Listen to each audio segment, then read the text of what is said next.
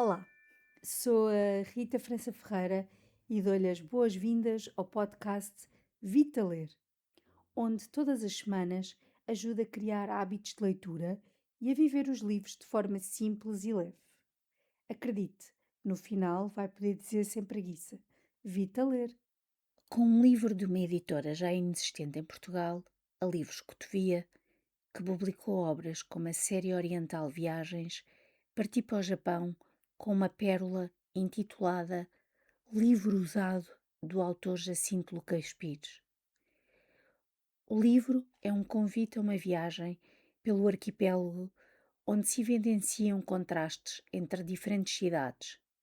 Apesar da multidão que invade as ruas, das luzes e dos neons, tudo isso convive com a beleza das montanhas e com o silêncio harmonioso junto aos templos zen.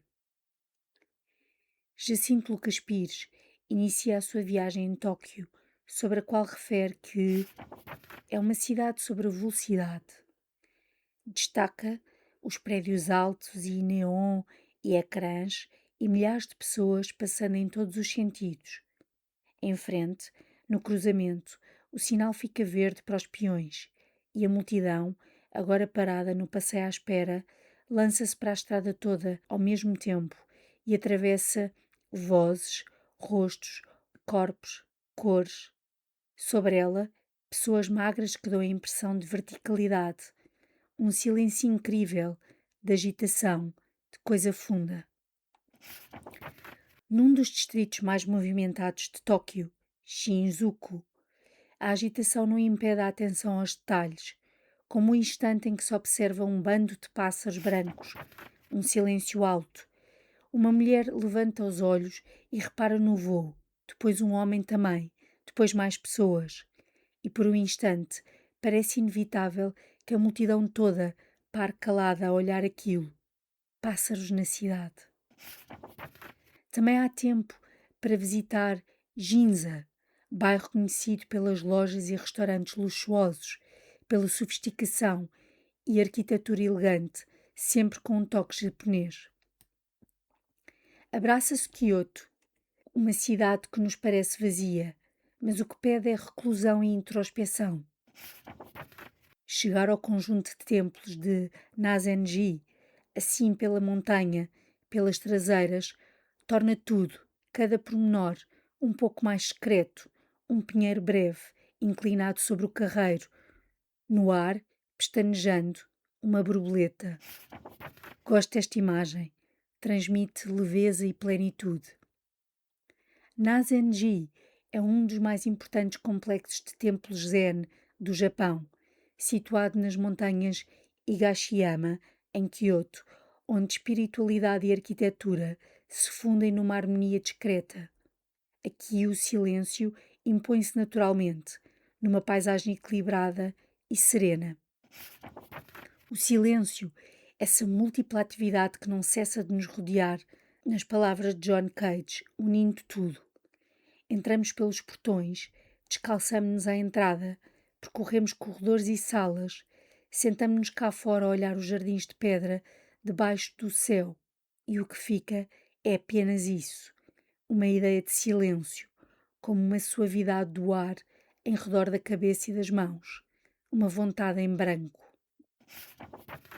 A atitude contemplativa conduz a uma serenidade que se instala sem se impor. A uma hora de caminho de Kyoto, o castelo de Himeji merece visita.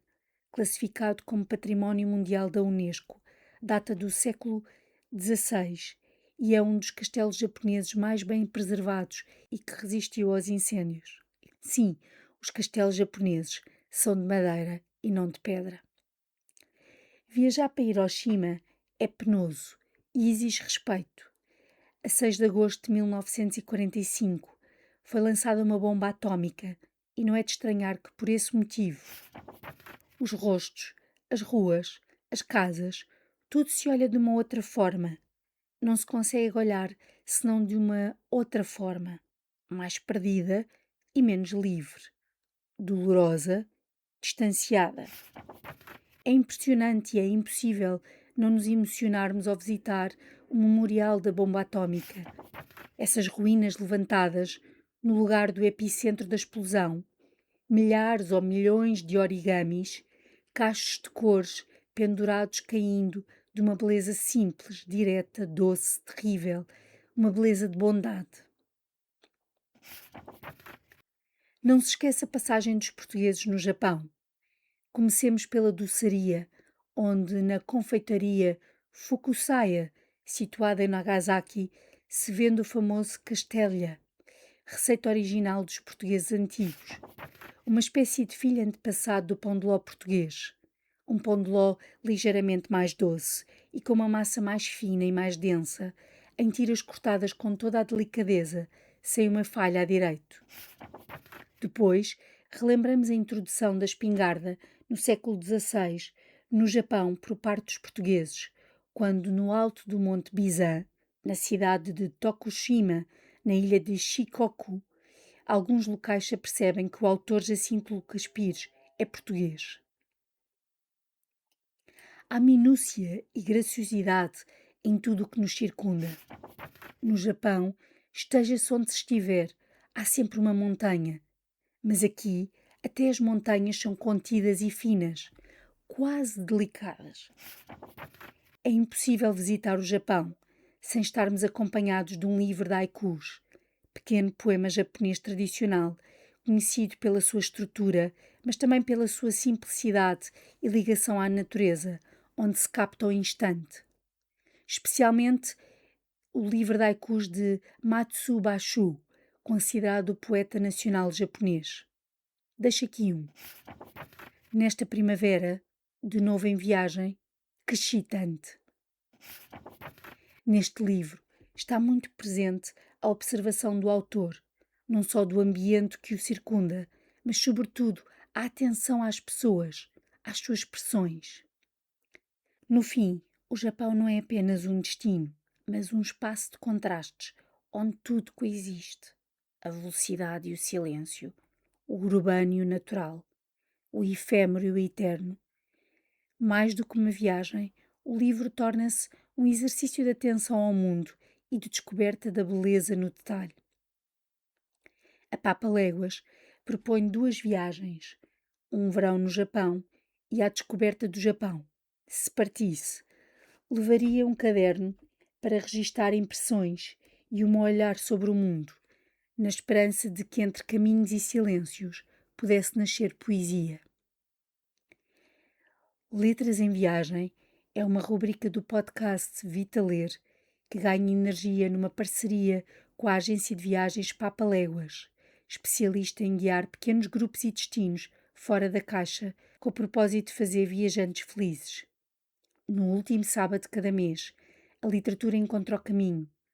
Textos que cruzam livros e lugares, palavras e paisagens. Pode ler o texto integral no blog da Papaléguas. Aqui, os livros leem-se com os pés no mundo e os olhos atentos. As citações lidas são originais dos livros Livro Usado, de Jacinto Lucas Pires, da Livros Cotovia, e O Ermita Viajante, de Matsu Basho, da Assírio Alvim.